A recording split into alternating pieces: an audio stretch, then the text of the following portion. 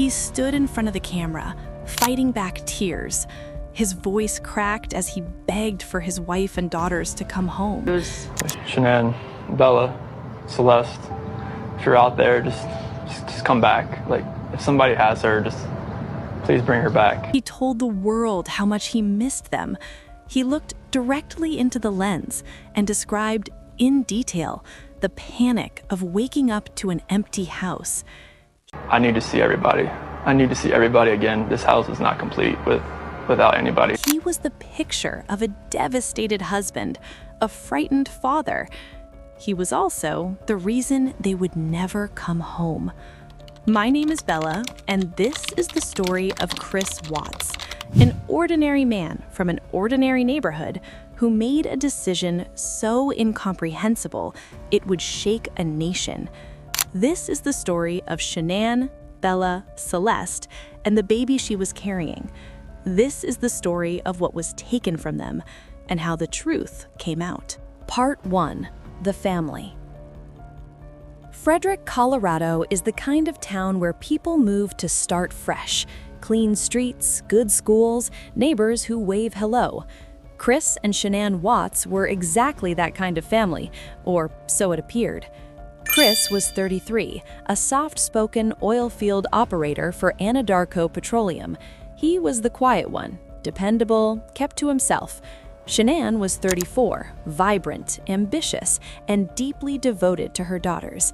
She documented their life on social media, birthday parties, family trips, the girls giggling at breakfast. Bella was 4, Celeste was 3, and in August 2018, Shanann was 15 weeks pregnant with the son they had already named Nico. To the outside world, this looked like a beautiful life. But behind closed doors, the marriage was fracturing. The couple had accumulated significant debt. Shanann had been traveling frequently for her work promoting a nutritional supplement company, and Chris, quietly, secretly, had begun an affair with a coworker named Nicole Kessinger. He had told Kessinger he was separated. He was not. On the night of August 12, 2018, Shanann returned home from a work trip. She was tired, hopeful, ready to talk about the marriage. She had no idea what her husband... Part 2. What happened that night? In the early hours of August 13, 2018, sometime between 2 and 5 in the morning, Chris Watts strangled his pregnant wife to death in their bedroom. Then he walked down the hall to his daughters' rooms. Bella and Celeste were still asleep. He killed them, too. Afterwards, Chris Watts loaded his family's bodies into his work truck. He drove to an Anadarko Petroleum site in Weld County, a remote oil field he worked at regularly. He buried Shanann in a shallow grave near one of the oil tanks. He placed Bella and Celeste inside 2 separate oil tanks, tanks that still contained crude oil. Then he went to work. He clocked in, he talked to coworkers, he acted normal. And when Shanann didn't show up for a friend's appointment that afternoon, when her phone went straight to voicemail and her car was still in the driveway, that's when the calls started coming. Part 3. The Investigation. By the afternoon of August 13th, Shanann's friend Nicole Atkinson had driven to the house. Something felt wrong. Shanann's car was there. Her phone was going unanswered. Her bag was still inside. Nicole called the police. Officers arrived. As soon as we can. How you been? Hi. You're Nicole? Yes. Okay. So what's going on? So my friend, we were out of town for a business trip this weekend. Right. And I dropped her off at 2 o'clock this morning. She's 15 weeks pregnant. She wasn't feeling well. And she had a doctor's appointment this morning at 9, and I told her to let me know if she needed me to take her. She's got 2 little girls. Her husband and her supposedly are separating, but she didn't know this. She thought they were just having issues. I called him, and I was like, have you talked or heard from Shanann since you left for work this morning? Because I can't get a hold of her. I called, I texted. Her car's in the garage. Her shoes she wears every single day are right in the front door. She only has one vehicle?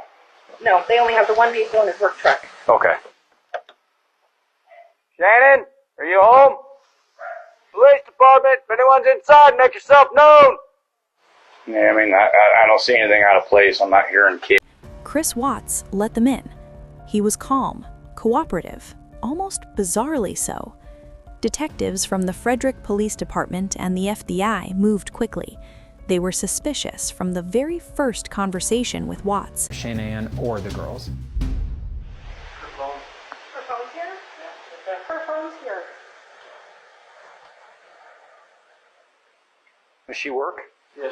He was too composed. His grief didn't fit. They obtained surveillance footage from a neighbor's Ring doorbell camera. The footage showed Chris Watts loading something large into his truck before dawn on the morning of August 13th. It shows Chris very clearly walking out of the house by himself, backing his truck up into the driveway, and then loading something into the back of his truck.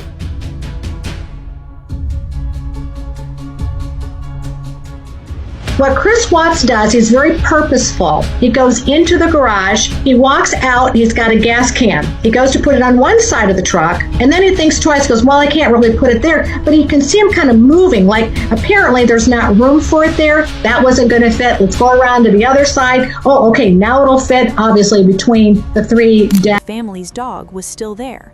The girls' backpacks were still there. The girls had never been taken to daycare that morning, as Chris had claimed. On August 15th, just 2 days after Shanann was reported missing, Chris Watts agreed to sit down for a live interview on local Denver news. He pleaded for his family's return. He looked directly into the camera and wept. Investigators watched that interview very carefully. Celeste, if you're out there, just come back. Like, if somebody has her, just please bring her back. Hours later, Chris Watts was brought in for a formal interview. The FBI used a technique. They showed him the neighbor's doorbell footage. They let him watch himself loading that truck. He cracked. But what he said next stunned even the experienced investigators in that room. Chris Watts initially told detectives that Shanann had killed the girls, that he had strangled her in a rage after watching her do it on the baby monitor. It was a lie, a calculated attempt to shift blame onto a woman who was already dead. It didn't hold. Later that same day, he led investigators to the Anadarko oil site. Shanann's body was recovered from the shallow grave. The children were found in the tanks. Part 4. Truth and Sentencing. In November 2018, Chris Watts pleaded guilty to 9 counts, including first-degree murder for each of his family members, including Nico, the unborn child. He was sentenced to 5 consecutive life terms without the possibility of parole. There would be no trial, no jury of peers deciding his fate. He took the deal in part to spare both families the details of what happened in that house. But in 2019, he gave what became known as the Sermon on the Porch interview, a sprawling, deeply troubling confession to investigators at a Wisconsin prison where he had been transferred. In it, he filled in the details of that night, claiming he had been in a trance-like state, influenced by what he called a dark presence. Investigators and psychologists were largely unconvinced. His explanations shifted over time, evolving in ways that seemed designed to make himself sympathetic, a man searching for a story that made his choices make sense. There is no story that makes them make sense. People who knew Chris Watts still say the same thing years later. They never saw it coming. He was the neighbor who waved from the driveway, the dad who brought his daughters to the park, the husband who posted family photos online. He was, by every visible measure, ordinary. And I think that's the thing that stays with people. Not just the horror of what he did, but the unsettling truth that there were no obvious signs, no neon warning, no monster's face. We want to believe we'd know, that we'd feel it, that evil announces itself before it acts. But Shanann Watts didn't know, and she was the person who knew him best. Shanann was 34 years old. She loved her daughters fiercely, built a career from nothing, and was already thinking about names for the son she was carrying. Bella loved stuffed animals and the color pink. Celeste had only just started putting full sentences together. Nico never had the chance to take a breath. They deserved so much more than what they got. Somewhere in Frederick, Colorado, on a street where the sprinklers still come on in the morning and the neighbors still wave hello, there is a house where a family used to live. It has been sold since then. New people live there now. They probably don't think about it every day, but the people who loved Shannon, Bella, and Celeste think about it every single day. And maybe that's the least we can do, to remember them not as victims, not as a case number, but as the people